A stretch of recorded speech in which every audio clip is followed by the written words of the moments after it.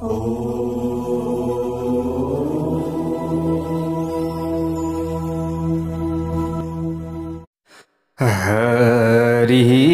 ओम स्वस्ति श्री गणेशाय नमः। ओम नमो भगवते वासुदेवाय।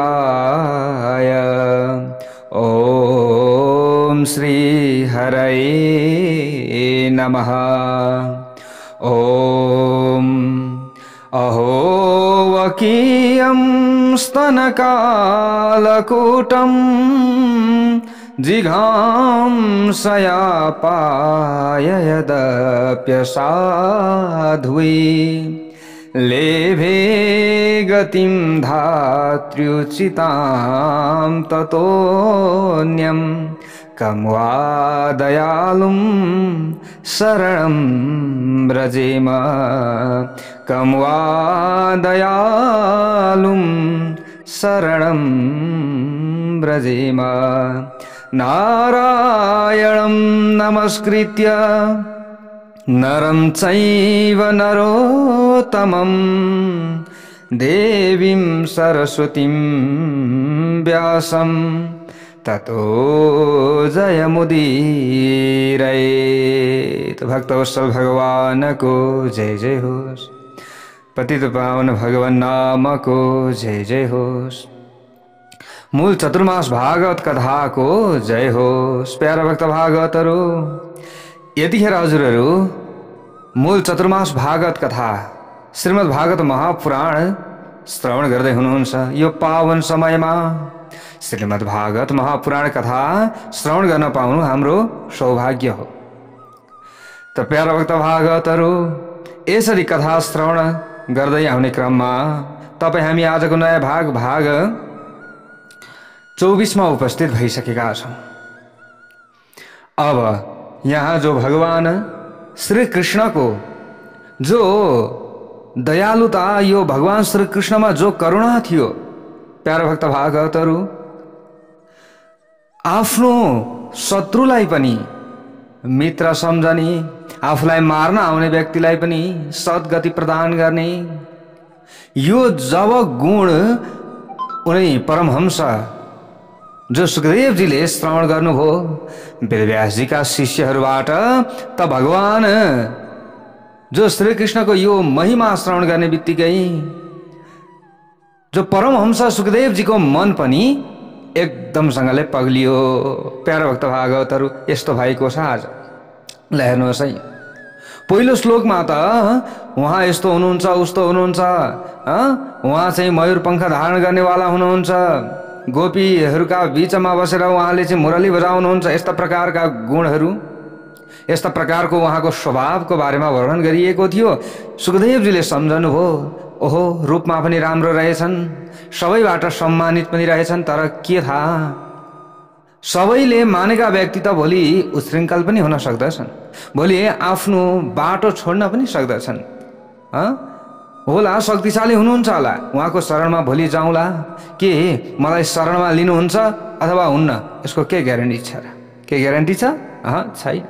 त्यसै कारणले म जान्न शरणमा भन्दै हुनुहुन्थ्यो त्यही समयमा। अहो वकीयम स्तनकालकुटम, यो श्लोक जब वेदव्यासजीका शिष्यहरूले श्रवण गराउने बित्तिकै, गुनगुनाउने बित्तिकै सुखदेवजी अत्यन्त अब यस्ता ईश्वरलाई त भेट्नु पर्दछ। कमुवा दयालुम शरणम ब्रजेमा, को अभागी होला यस्ता परम दयालु उनी प्रभुको शरणम चाहिँ ग्रहण नगर्लान्, शरणागति स्वीकार नगर्लान्, त्यस्ता को अभागी व्यक्ति होलान्। त प्यारा भक्त भागवतहरू, अब यस्तो मधुर स्वभाव, यस्तो मधुर चाहिँ हुँदाहुँदै, सुन्दर मधुर हुँदाहुँदै, यसका साथसाथ यति सरल, यति सुगम, ओहो यति सहज, ओहो अब त मैले छोड्नु हुँदैन। आफूले आफूलाई रोक्न पाउनु भएन।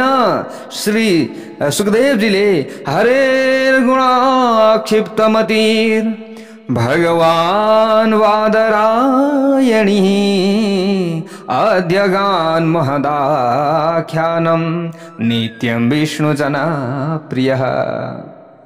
हरि को अर्थ के हो? हरण गर्ने वाला हो, हैन र? हरिको अर्थ हो हरण गर्नेवाला। हरिले चित्त हरिदिनु भो। चुम्बक जस्तै जो चित्त चोरवाला माधवको चरणमा जो आफ्नो चित्त यसरी चाहिँ टाँसियो कि ओहो त्यसलाई जति ताने पनि बाहिर नआउने भएर टाँसियो।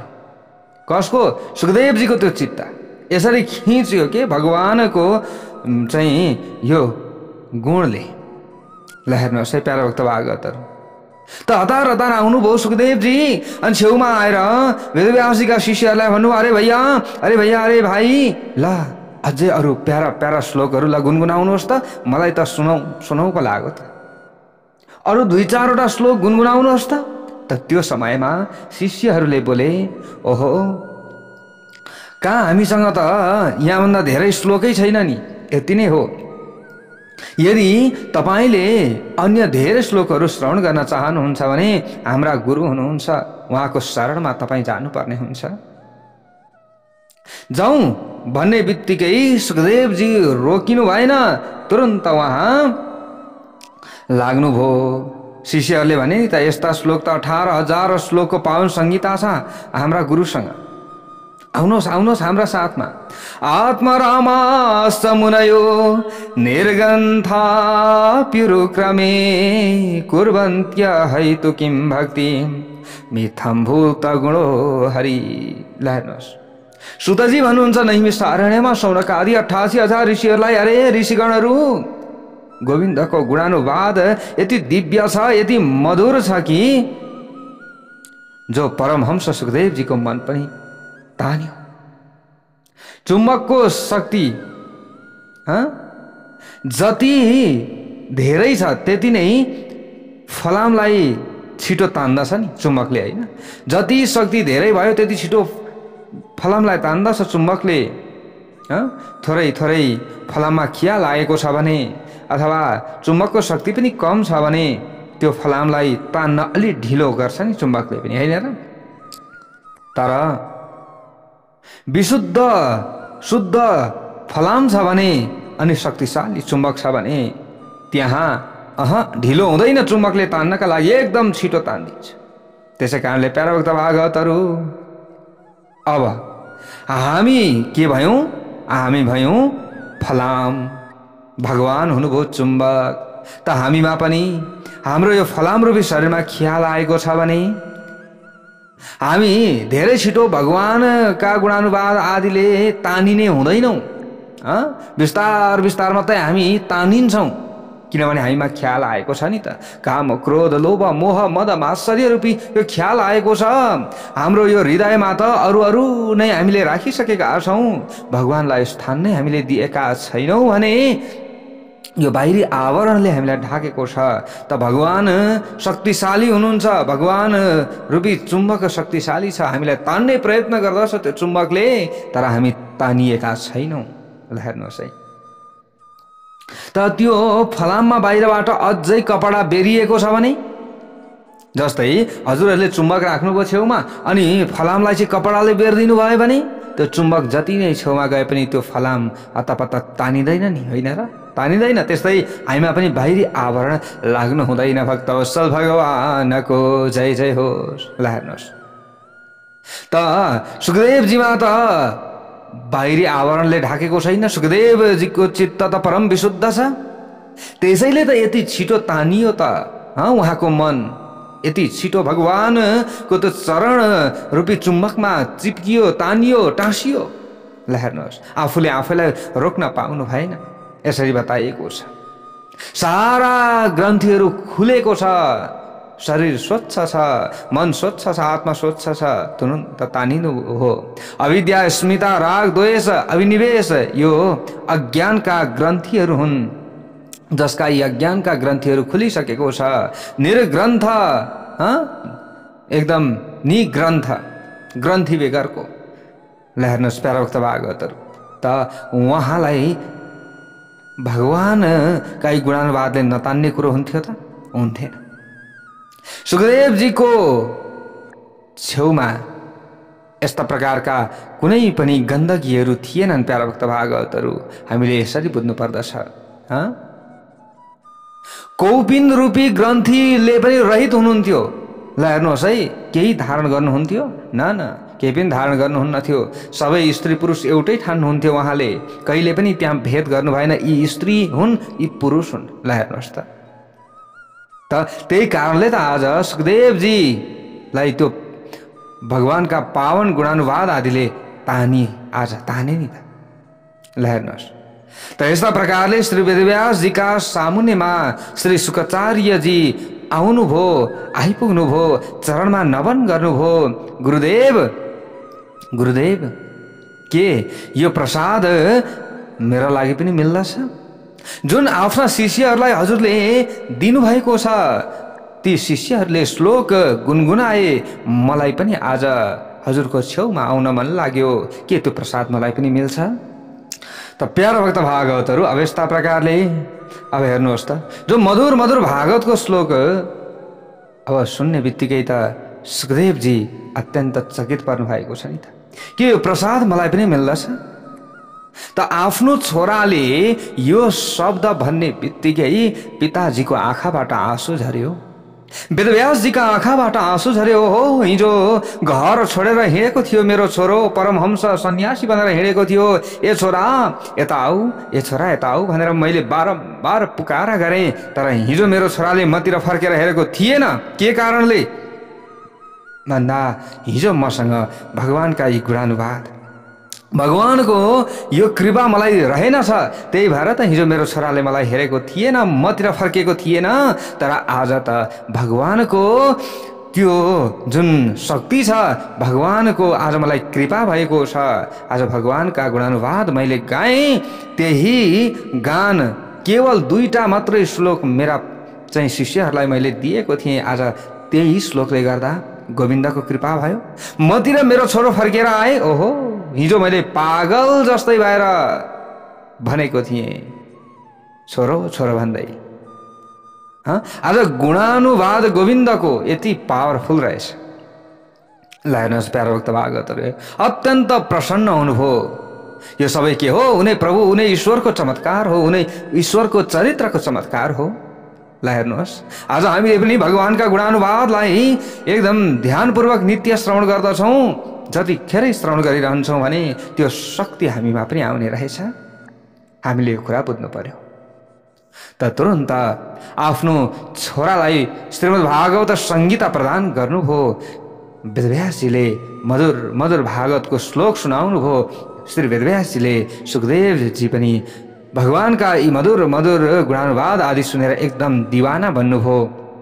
प्यारा भक्त भागवतहरू अबसम्म केवल परमहंस मात्र हुनुहुन्थ्यो, अब आज श्री परमहंस बन्नुभयो। श्री सुखदेवजी पनि भक्तवत्सल भगवानको जय जय होस्। ल हेर्नुहोस्, अहिलेसम्म निर्गुण सत्तामा चित्त परिनिष्ठित थियो श्री सुखदेवजीको, अब सगुण साकार श्री राधा कृष्णको परम उपासक बन्नुभयो को उनै श्री सुखदेवजी।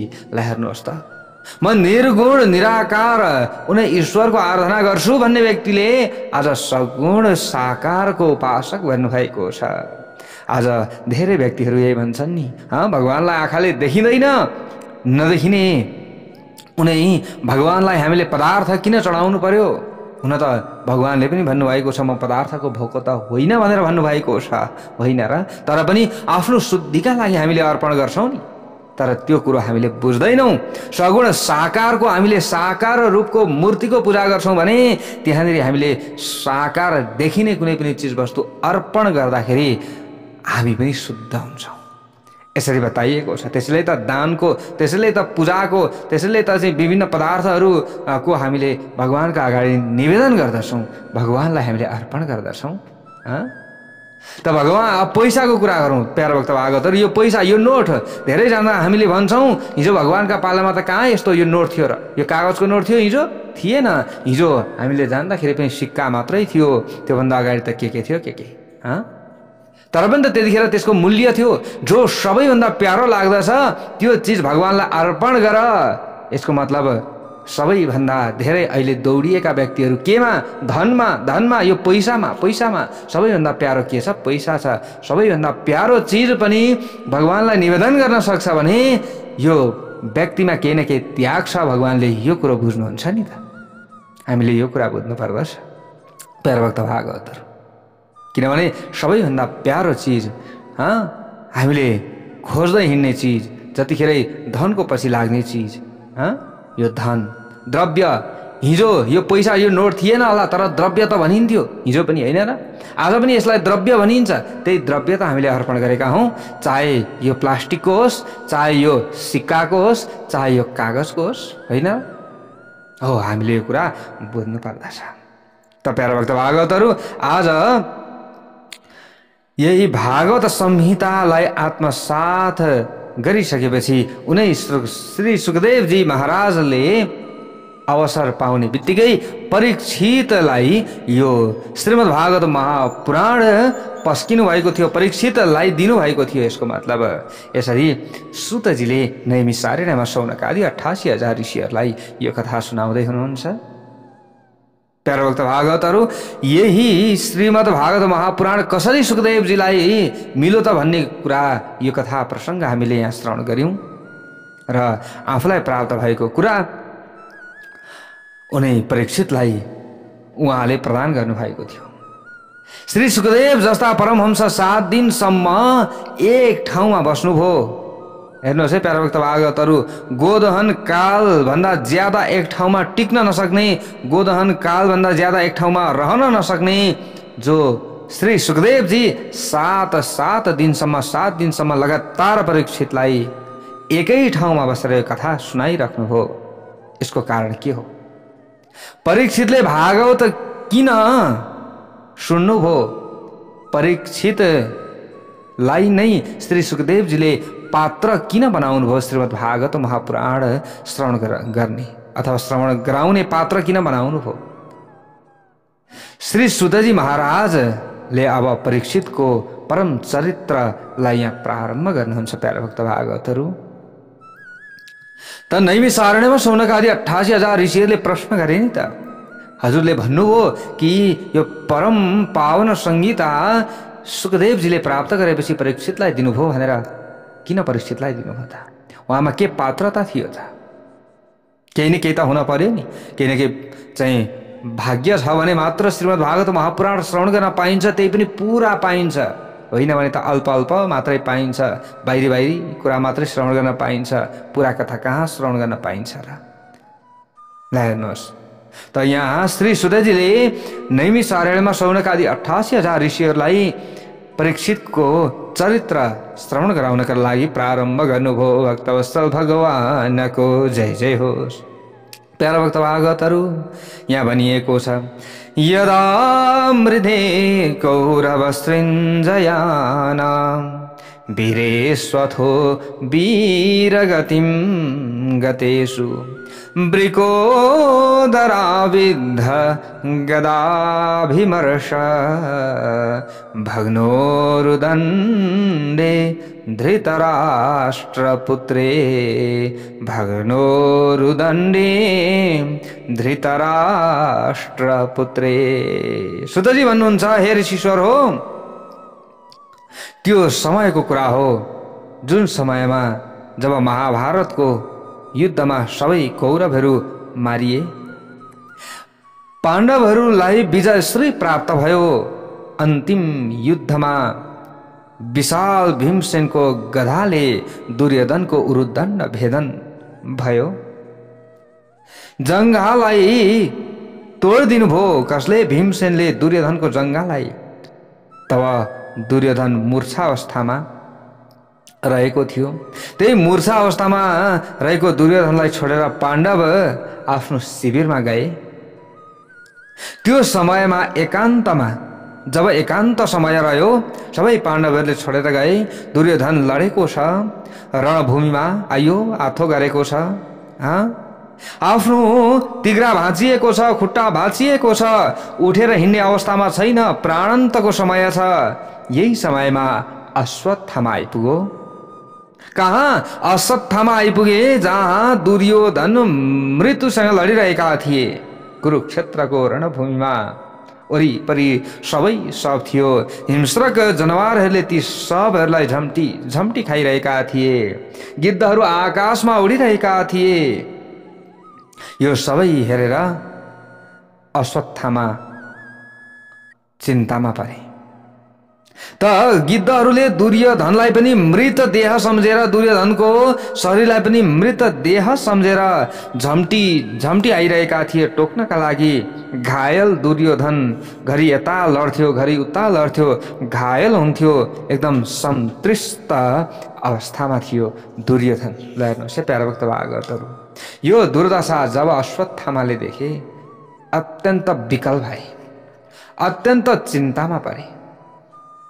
त सामुन्नेमा पासमा छेउमा आए र भन्न लागे, हे मित्र, हे दुर्योधन, मैले तिम्रो सारा वैभव देखेँ, दिव्य साम्राज्य पनि मैले देखेँ। आज तिनै पुरुष महापुरुषको यो अवस्था भएको छ, यो दुर्दशा भएको छ। बताउनुहोस् तपाईका लागि मैले के गर्न सक्दछु? ल भन्नुहोस् मैले के गर्न पर्यो?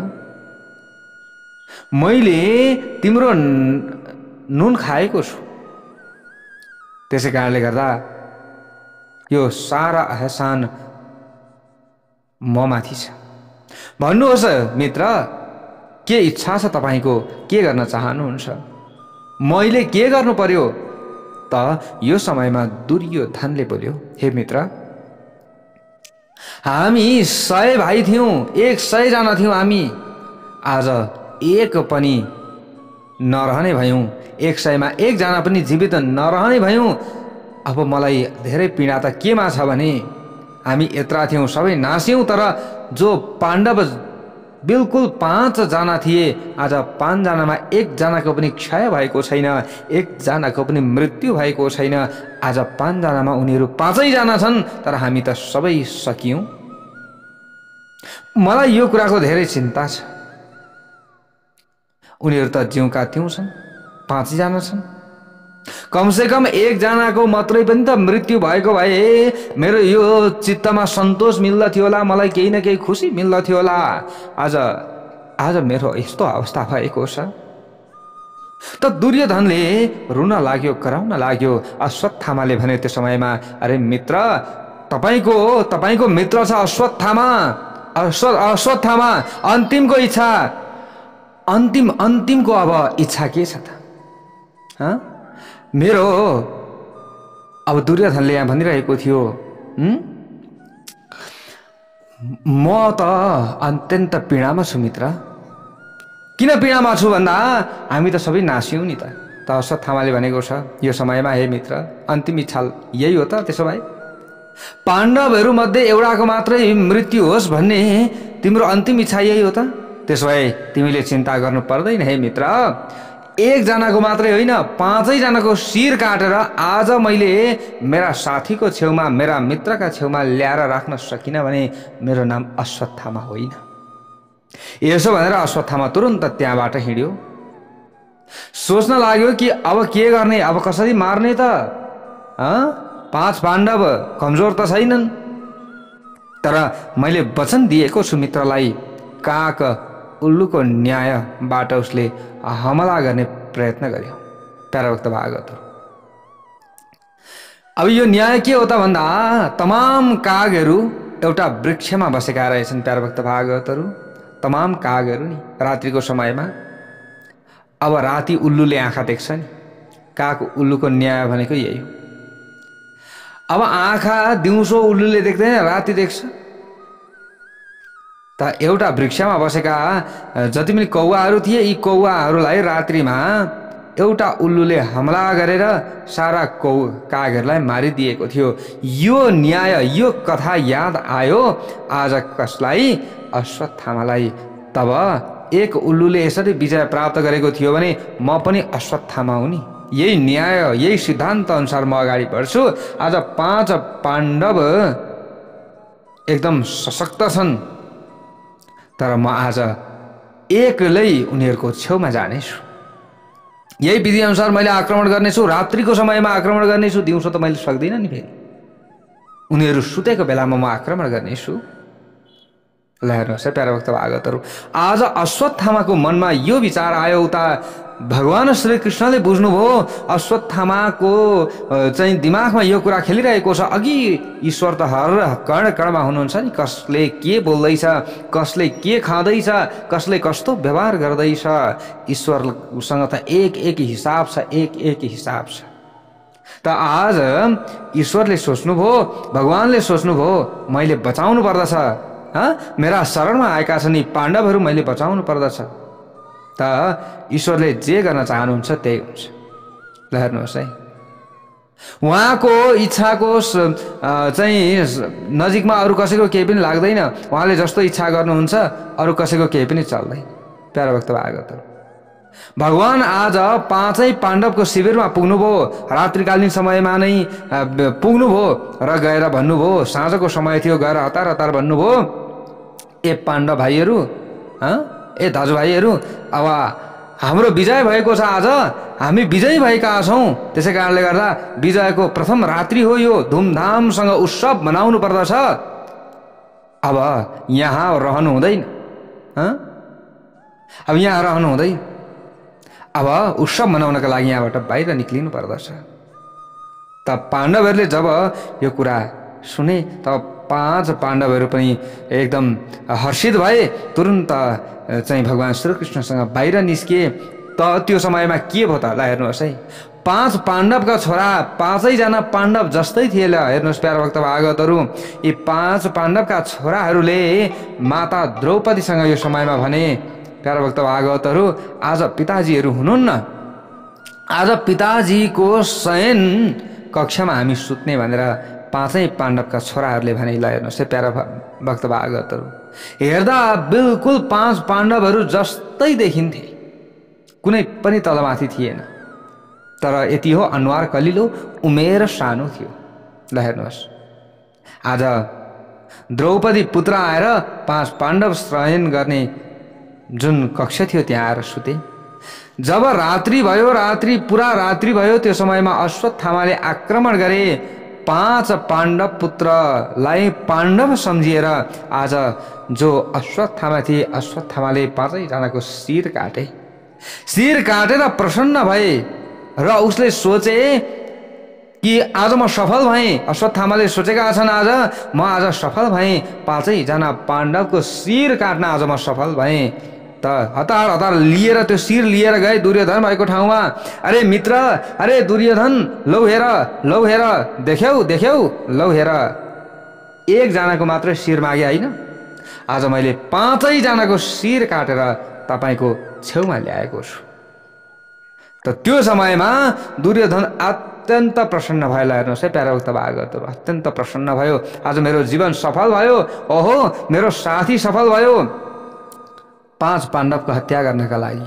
ल हेर्नुहोस्, प्रसन्न भयो दुर्योधन। त प्रसन्न त भयो, तर अब मजाले खोइ ल्याउ त मित्र, ल्याउ त हेरौँ यो हो कसको शिर रहेछ। प्रसन्न हुँदा हुँदै यसो ल्याएर छेउमा राखेको शिरलाई छाम्दा भयो दुर्योधनले। यसो छाम्दाखेरि त टाउको गिलो गिलो छ, टाउको गिलो गिलो छ। मजाले हेर्दाखेरि त पाँच पाण्डव होइनन्, पाँच पाण्डवका छोराहरू पो छन्। ओहो, दुर्योधन अघि अत्यन्त खुसी भएको थियो, अहिले अत्यन्त दुखी भयो र भन्न लाग्यो दुर्योधनले, अरे अश्वत्थामा, यी पाँच पाण्डव होइनन्, यी त पाँच पाण्डवका पुत्र हुन्। यिनीहरूलाई त तिमीले मारेर हामीलाई पानी दिनेवाला पनि तिमीले छोडेनौ। ल हेर्नुहोस् है, पाँच पाण्डव मरेका भए त हुन्थ्यो, तर पाँच पाण्डवका छोराहरूलाई मारेर अब हामीलाई पानी कसले दिन्छ, हामीलाई पिण्ड कसले दिन्छ, हामीलाई पिण्ड दिनेवाला पनि तिमीले छोडेनौ। दुर्योधनले हर्ष र शोक प्राप्त गर्ने बित्तिकै यस समयमा आफ्नो प्राणलाई त्यागिदियो। भक्तवत्सल भगवानको जय जय होस्। त यो समयमा अश्वत्थामा अत्यन्त डराए। अब के गर्ने, यदि पाँच पाण्डव जीवित छन् भने त मलाई अब छोड्नेवाला छैनन्, भोलि त थाहा पाउँछन्, अब भाग्नु पर्दछ यहाँबाट भनेर तुरुन्त त्यहाँबाट भाग्न लागे अश्वत्थामा। ल हेर्नुहोस् प्यारा भक्त भागवतहरू, अब जब उता द्रौपदीले यो घटना देखिन्, द्रौपदीलाई जब यो घटनाको चाहिँ यो घटनाको बारेमा थाहा भयो, तब अत्यन्त चित्कार छोडेर रुन लाग्नुभयो, छाती पिटी पिटी बिलाप गरेर रुन लाग्नुभयो द्रौपदी। आफ्ना मृत पुत्रहरूको धड मात्र छ, शिर छैन, के हो यस्तो? यो देख्ने बित्तिकै त रुन लाग्नुभयो। माता शिशूनां निधनं सुतानां निशम्य घोरं परितप्यमाना तदारु ददबाष्पकलाकुलाक्षी तां सान्त्वयन्नाह किरीटमाली। द्रौपदी रोइरहेको, द्रौपदीले चित्कार गरिरहेको जब यो घटना अर्जुनले देखे, 5 पाण्डवले देखे, तुरन्त अर्जुनले गाण्डीव धनुष तुरन्त उठाए र क्रोधमा भरिएर प्रतिज्ञा गर्न लागे।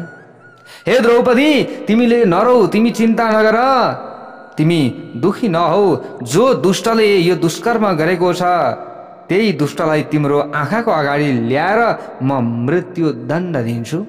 तुरन्त अर्जुनले गाण्डीव उठाएर यो प्रतिज्ञा लिए। त्यो समयमा र यसो भनेर अर्जुनले गाण्डीव उठाएर तुरन्त त्यहाँबाट हिँड्दा भए भक्तवत्सल भगवानको जय जय होस्।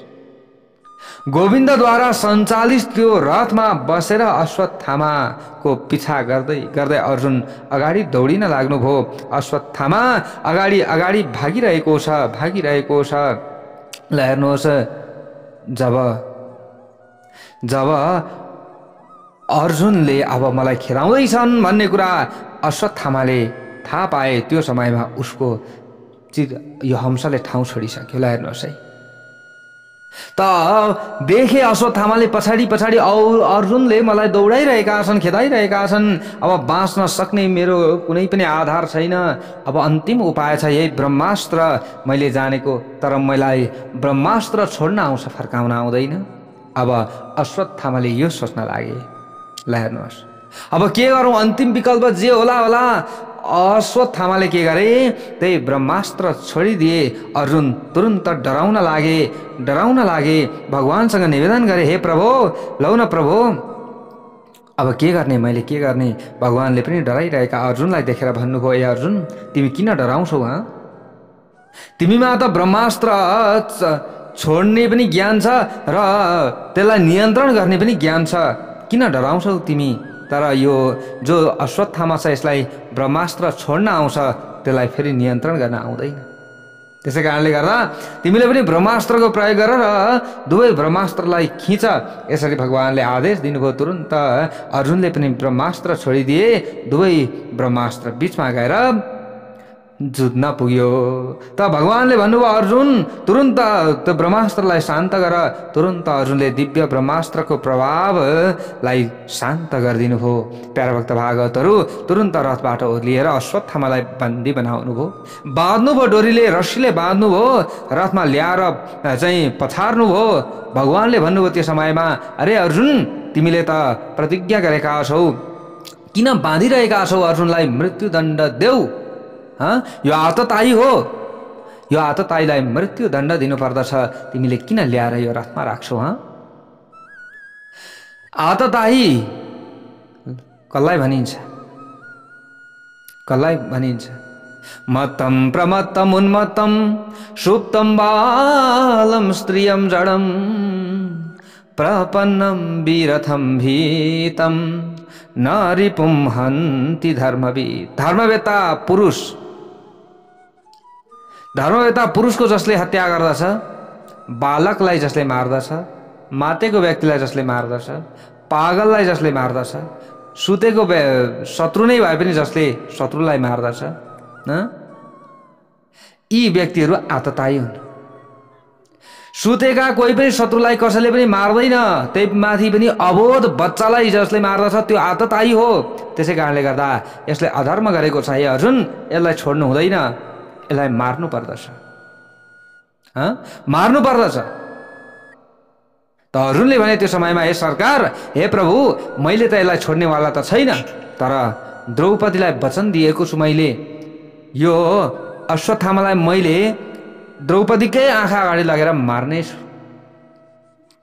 त्यसै कारणले गर्दा पशु जस्तै गरेर मैले यहाँ रस्सीले बाँधेको हुँ। अश्वत्थामालाई तुरन्त रथमा राखेर अब द्रौपदीको सामुन्नेमा अगाडि ल्याएर पछारिदिनु भयो फेरि। जब द्रौपदीको दृष्टि अश्वत्थामाथि पर्यो, तुरन्त हतार हतार रोइरहेकी द्रौपदी, छाती पिटी पिटी रोइरहेकी द्रौपदी हतार हतार उठेर आएर अश्वत्थामालाई बाँधेको जो रस्सी थियो नि, जो डोरी थियो, त्यो डोरी खोल्दै भन्न लाग्नुभयो कसले? द्रौपदी माताले, द्रौपदीजीले, मुच्यतामेष ब्राह्मणो नितराम गुरु। अरे महाराज, यो के गर्दै हुनुहुन्छ तपाईले? यी त ब्राह्मण हुन्, किन बाँधेर यसरी मेरो अगाडि ल्याएर पछार्नु भयो तपाईले? केवल ब्राह्मण मात्रै होइनन्, यी त गुरुदेवका छोरा पनि हुन्, गुरुदेवका पुत्र पनि हुन्। अरे हिजो जसलाई तपाईले गुरु मान्नुभयो, आज त्यसैका छोरालाई ल्याएर तपाईले मेरा अगाडि यस्तो हरकत गर्दै हुनुहुन्छ। गुरु पनि वन्दनीय हुन्छन्, जसरी गुरु वन्दनीय हुन्छन् त्यसरी नै गुरु पुत्र पनि वन्दनीय हुन पर्दछ। त्यसै कारणले गर्दा यो रस्सी फुकाउनुहोस्, यो डोरी फुकाउनुहोस्। भुल्नुभयो हिजो गुरुदेवले कस्तो ज्ञान दिनुभएको थियो तपाईलाई? सरहस्य धनुर्वेदः सविसर्गोपसंयमः। गुरुदेवले परम शिष्य मानेर तपाईलाई अरूलाई नदिएको अस्त्रको ज्ञान तपाईलाई दिनुभएको थियो। जो ज्ञान अरूलाई दिनुभएको थिएन, आज त्यही ज्ञान पाएर तपाईले उनकै छोरालाई यस्तो हरकत गर्दै हुनुहुन्छ। छोडिदिनुहोस्, यो खोलिदिनुहोस् रस्सी। यसरी द्रौपदीले यो वाक्य उच्चारण गर्दै हुनुहुन्छ। अब अगाडि कस्तो प्रसङ्ग आउँछ भोलिको भागमा श्रवण गर्नेछौँ। भक्तवत्सल भगवानको जय।